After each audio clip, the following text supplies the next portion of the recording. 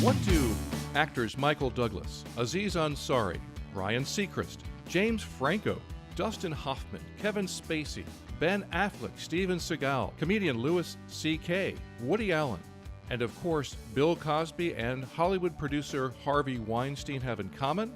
They have all been accused of sexual harassment. And that's just Hollywood. You know this issue is prevalent in every industry across the country. Today our special guest on this eESI podcast is HR business partner Karla Saenz. Karla has PHR and SHRM certifications. She's been in the PEO industry for 20 years, and she knows about sexual harassment, even teaches webinars on the subject. And sexual harassment is the issue of 2018. Welcome, Karla. Thank you for giving us your time. Thank you, Lou. Thanks for having me. So we're going to talk about sexual harassment. What constitutes harassment? What should an employer know? Can you help them define it? Sure. So harassment under the law is two different things. So one is considered something that happens over a long period of time, and that usually becomes harder to notice because of that reason. It's more subtle, and that's what the law defines as a hostile work environment. It's something people usually tolerate for a long period of time. It could be things like jokes, emails or text messages with bad jokes or pictures included, and the person tends to go along with it until a point where they can't any longer, and that's considered a hostile work environment. The other one is called quid pro quo, and that one usually happens with a supervisor to subordinate relationship. So the person has control over terms and conditions of this person's employment. And in exchange for sexual favors, they say, well, let's say, we're going to do a layoff in the company. I know you've heard those rumors. We can talk about maybe your position being saved if you come over to my house tonight. That'd be an example of quid pro quo. Exchange this for that.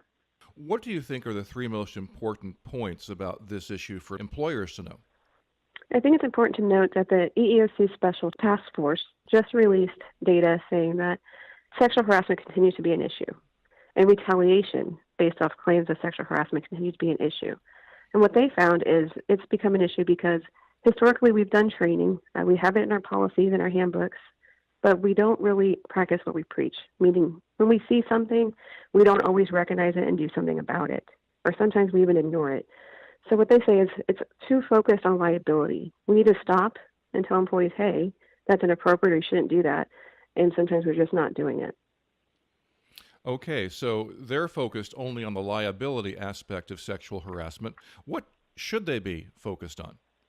I think what they should be focused on is just going back to basics. When you see something wrong, say something about it, address it.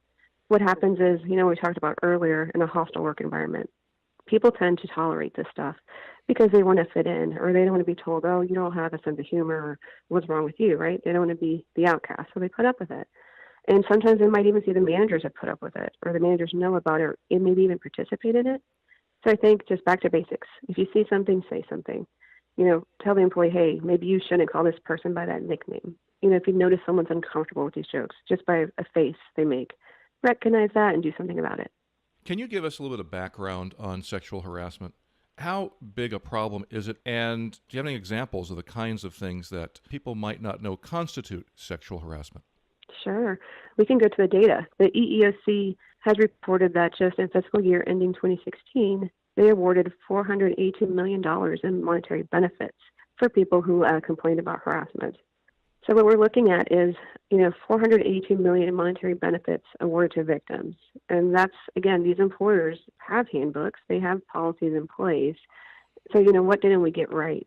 Why are employees going to the EEOC? And I think a lot of that could be attributed to the fact that they felt like they didn't have anyone in the organization to go to, or that they tried to go to someone in the organization, but they failed to act on it and make it stop. So that's a fairly common problem. So you're saying most of them are trained already as to what sexual harassment is, and they can identify it, they can see it, but they just, as a rule, don't do something about it. Is this something that only employers should be concerned about at a company?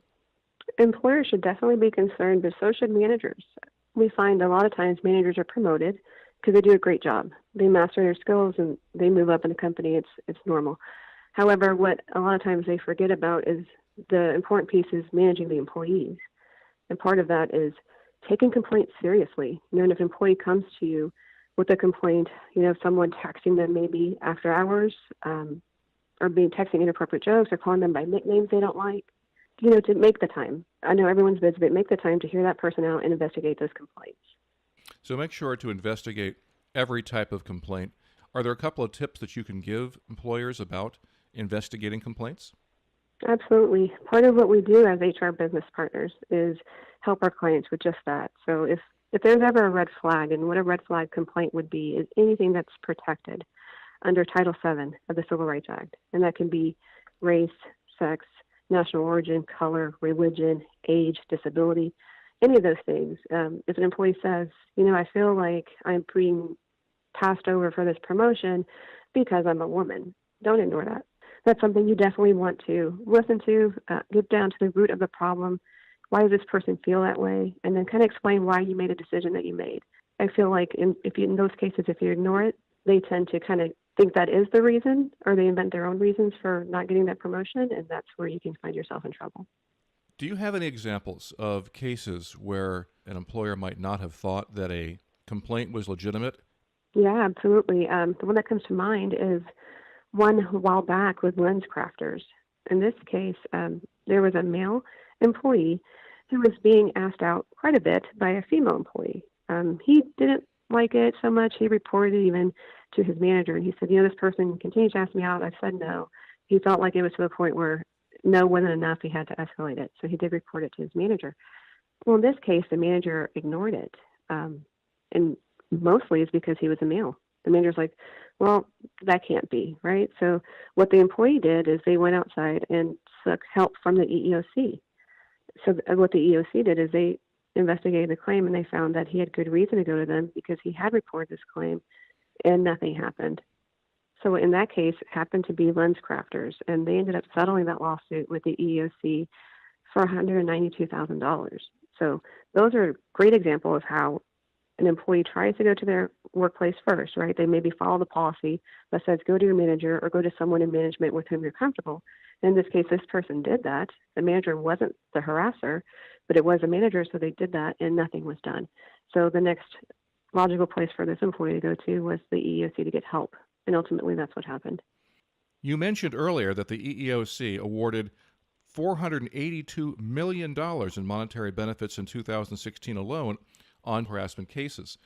And here we have one for $192,000 with lens crafters, where a male complained about sexual harassment from a female supervisor. What do you do to help a company be able to avoid sexual harassment issues and cases in the future?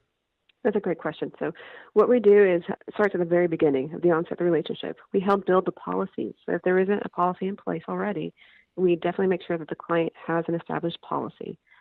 The second thing we do is we make sure that there's multiple reporting methods within that policy, right? We don't want to tell employees you have to report it to your immediate supervisor, for example, because you never know who the harasser could be. So instead, you want to say your immediate supervisor or any member of management in which you feel comfortable. What ESI does is we've added a third layer to that, and we've said you can also talk to your HR business partner here at ESI. And I think that gives employees an added layer of confidentiality. They're like, okay, this is someone outside my organization, a neutral third party that can help me with this. And sometimes that helps make them more comfortable and know that it'll be taken care of. Another part of what we do is we offer client trainings. So that could be on-site or by web if they prefer. And we also have a learning management system, which they can take advantage of online e-learning courses that are available to them 24/7. The idea is it's important to have policies in place, and most people do, but it's not any good if you're not going to train people what those policies are. If you have an employee that says, well, I've never seen that policy, or I didn't even know that we had multiple ways to report it. So it's important that they know what it is, they know how to report it, and they know what to expect once they report it. And I think that's how we can help our clients as their HR business partner. We give them that extra resource to where they can complain and someone that can handle that investigation for them. And I'm imagining that's something that's an ongoing training, not just a one-time situation in order to be most effective. Is that accurate, Karla? Absolutely. The training should be at least annually. And of course, if they could do it quarterly or biannually, that'd be great. Is there anything else you'd like to cover about sexual harassment that we haven't covered already? So I just want to let clients know that sexual harassment can happen whether at work or off the clock. It's something with social media and text messaging and cell phones that it can happen at any time. So they want to make sure that their policies cover off-duty conduct as well, a social media policy, and make sure that if they do give out employee cell phone numbers and they're used to communicate, that they're only used for work purposes only. That's how sometimes employees get those numbers and they become friends, which happens, and then they start getting a little too comfortable and some inappropriate text messages may come across. And then what to do when they get those. I'm an employer and I'm suspicious about something. Tell me what steps I should take in that situation to be compliant regarding law, but also to create an environment that is free from sexual harassment. I would say that if you're suspicious of some misconduct in the workplace, you should act immediately.